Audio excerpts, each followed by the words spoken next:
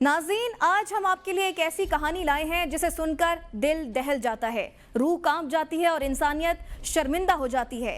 ये कहानी है फौजिया की, जो अपने ही वालिद के जुल्म का निशाना बनी। एक ऐसी दास्तान जहां एक बेटी ने अपने ही बाप के भयानक चेहरे को बेनकाब किया, जहां इंसाफ की जंग कई सालों तक लड़ी गई, जहां धमकियां, खौफ और मौशरती दबाव सब कुछ था, मगर हिम्मत और हौसला भी अपनी मिसालाब था। ये कहानी सिर्फ फौजिया की नहीं, ये कहानी हर उस बेटी की है जो अपने ही घर में गैर महफूज है, और उस खानदान की है जहां खून के रिश्ते दरिंदों में बदल चुके हैं। ये कहानी उस निज़ाम इंसाफ की है जो सालों बाद जागता है और एक दरिंदे को सजा सुनाता है। मगर सवाल ये है कि क्या ये सजा काफ़ी है?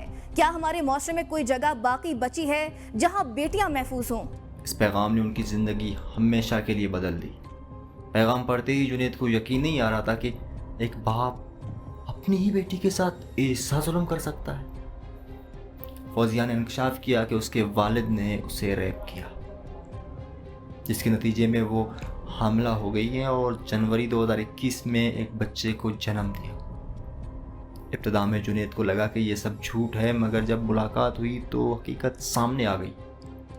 फौजिया अपने वालिदैन और 6 बहन भाइयों के साथ रहती थी। मई 2020 में जब उसकी वालिदा बीमार हुई और अस्पताल में दाखिल थी, तब उसका बाप दरिंदा बन गया। उस रात उसने फौजिया को धमकियां दी और बार बार ज़्यादती का निशाना बनाया। जब फौजिया हमला हो गई तो उसकी मां ने अस्काते हमल पर जोर दिया, मगर उसने इनकार कर दिया। फौजिया के वालिद ने एक झूठा नाम बताकर अस्पताल में उस बच्चे के वालिद के तौर पर रजिस्ट्रेशन करवा दी, मगर तकदीर को कुछ और मंजूर था। कुछ माह बाद फौजिया की मुलाकात जुनैद से हुई, जो न सिर्फ उसकी कहानी का गवाह बना बल्कि उसके हक में खड़ा हो गया। जुनैद ने फौजिया को निकाह की पेशकश की, मगर उसका ख़ानदान तैयार नहीं था। जुनैद को धमकियां दी गईं, दबाव डाला गया, मगर वो पीछे ना हटा। आखिरकार दोनों का निकाह हुआ और जुनैद ने उसे अपने घर ले आया। मगर इस कहानी का सबसे अहम मोड़ अभी बाकी था। ये सब जानकर एक सवाल जहन में आता है, आखिर ये कैसे मुमकिन हुआ? एक बाप अपनी ही बेटी के साथ इतनी दरिंदगी कैसे कर सकता है? ये माशरा किस समत जा रहा है? हम किस दौर में जी रहे हैं जहां माओं को अपनी बेटियों को दरिंदों के रहमो करम पर छोड़ना पड़ता है? ये कोई पहली कहानी नहीं, मगर ये आखिरी कहानी क्यों नहीं बन रही? आखिर कब तक हमारी बेटियां अपने ही घरों में गैर महफूज रहेंगी? गभोल एडवोकेट हाई कोर्ट है और मैं यहाँ सिटी कोर्ट में, हाई कोर्ट में प्रैक्टिस करता हूँ। और काफ़ी मैं इसके अलावा जहाँ प्रैक्टिस के अलावा सोशल एक्टिविस्ट भी हूँ, सोशल काम भी करता हूँ।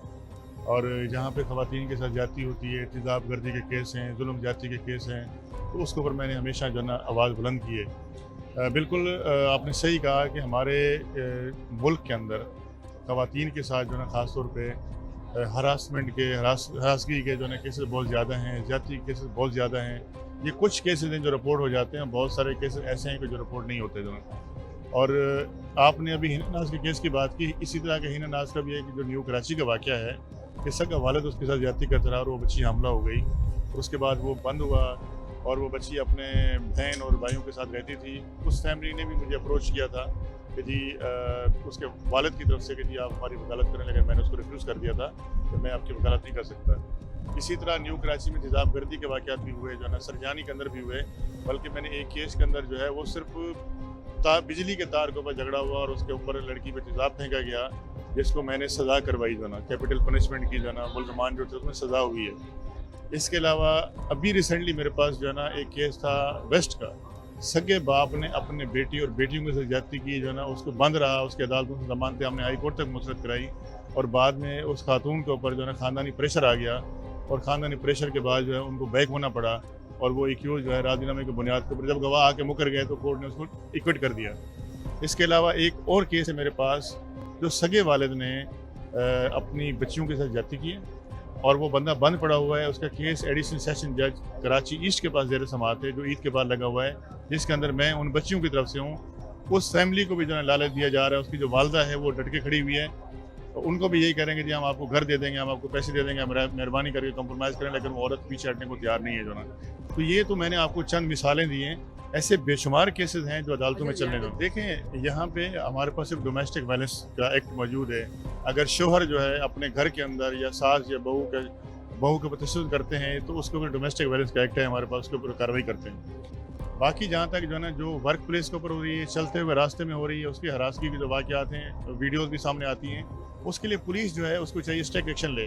इन्हीं तमाम चीज़ों को देखते हुए अभी अमेंडमेंट भी आई है और GB की कोर्टें बनाई गई। डोमेस्टिक वायलेंस की जो ख़वातीन के साथ हो रहा है हर डिस्ट्रिक्ट के अंदर जो है ना जहाँ ख़वातीन बच्चों के साथ ज्यादती के वाक़यात हैं, हर ज़िले के अंदर एक एडिशनल सेशन जज और मजिस्ट्रेट जो है ना वहाँ पे इन केसेस की समाअत कर रहे हैं और उसके अंदर कोई रिलीफ नहीं मिलता जो ना, इवन की ज़मानतें भी नहीं मिलती हैं जो ना, और वहाँ पे ट्रायल चलाया जाता है, इन कैमरा भी चलाया जाता है और वहाँ पे मुल्ज़मान को सज़ाएं भी हो रही हैं। लेकिन सवाल ये पैदा होता है कि रियासत कहाँ है, रियासत की रेट कहाँ है, हमारी पुलिस क्या कर रही है? जब इस तरह के वाक़यात हो रहे हैं, सोशल मीडिया के ज़रिए हो रहे हैं, हमारी FIS हुई हुई है, वो कोई कार्रवाई नहीं करती जो ना, उसका प्रोसीजर इतना लंबा है कि जी वो मुलज़िम को पकड़ नहीं सकते जो ना। इसी तरह जो चलते हुए दफ्तरों में काम करते हुए ख़वातीन के साथ जो वाक़यात हो रहे हैं वो जाती हैं पुलिस के पास। हमारे पास वुमेन पुलिस स्टेशन कम है, जो थाने हमारे बनाए गए हैं उनके पास नफरी इतने कम है, लेडीज़ इन्वेस्टिगेटर कम है। इसके अलावा जो थाने हैं तमाम मर्द बैठे हुए हैं, वहाँ पे ख़वातीन उनको ये बात बता भी नहीं सकती हैं। अगर वो ख़वातीन वहाँ पे चली भी जाती हैं तो उनकी FIR नहीं काटी जाती, फिर 22A का सहारा लिया जाता है और अमूमन जो है ना औरत को ही जो है ना गलत बताया जाता है कि औरत जो है उसके बाद और कोई ऑप्शन नहीं था, कोई लेन देन का तनाज़ा होगा, औरत झूठा इल्ज़ाम लगा रही है और अपने आप को बचाने की कोशिश कर रही है। भाई ऐसा नहीं है, कोई भी शख्स जो है अपनी इज्जत का इल्ज़ाम कभी नहीं लगाता किसी के ऊपर जो ना, कि वो शख्स मुझे जो ना वो छेड़ रहा है या मुझे गलत मैसेज कर रहा है या मुझे जो ना वो हरास करता है, मेरा हाथ पकड़ लेता है। तो ये 10 चीज़ें हैं जो ना वो सामने आती हैं मुआशरे के अंदर। लेकिन इसके लिए जो ना हमारी मैं समझता हूँ कंप्लेंट सेंटर बनाने चाहिए, अवेयरनेस देनी चाहिए लोगों को और पुलिस को जो है ना ख़ास तौर पर डायरेक्शन होनी चाहिए कि इस तरह के जो वाक़यात हैं, अगर ख़वातीन के साथ हरासगी के, ज़्यादती के, अगवा के, कत्ल के, तेज़ाब गर्दी के ये वाक़यात जो आ रहे हैं ख़वातीन के साथ जो है ना, डोमेस्टिक वायलेंस के जो वाक़यात आ रहे हैं, इसके ऊपर स्ट्रिक्ट एक्शन होने चाहिए और इसके लिए बाकायदा एक हेल्पलाइन मुतासर कराई जाए, मुतारफ़ कराई जाए और ख़वातीन जो है ना उसमें अप्रोच करें और अप्रोच करने के बाद जो है ना वो जाकर इंसाफ हासिल करें। जब फौजिया ने जुनैद के साथ मिलकर पुलिस से रब्ता किया तो उनके वालिद ने उन्हें जान से मारने की धमकियाँ दी। फौजिया के वालिद की गिरफ्तारी एक मुश्किल मरहला था क्योंकि वो मोबाइल फ़ोन इस्तेमाल नहीं करता था, मगर पुलिस ने कई छापे मारे और आखिरकार उसे गिरफ्तार कर लिया गया। अदालत में मुकदमा 3 साल तक चलता रहा। सबसे अहम सबूत DNA रिपोर्ट थी जिसने वाज़ेह कर दिया कि फौजिया के बच्चे का हकीकी वालिद उसका अपना ही बाप था। जज ने मुकदमा सुनने के बाद मुलजिम को 25 साल कैद और भारी जुर्माने की सज़ा सुनाई। जुनैद ने अदालत के फैसले के बाद अपने जज्बात का इजहार करते हुए कहा, यह इंसाफ था मगर बहुत देर से मिला। मेरी बीवी ने एक तवील जंग लड़ी, इसने हर दबाव को बर्दाश्त किया मगर आखिर में वो जीत गई। मगर नाज़रीन, क्या ये वाकई जीत है?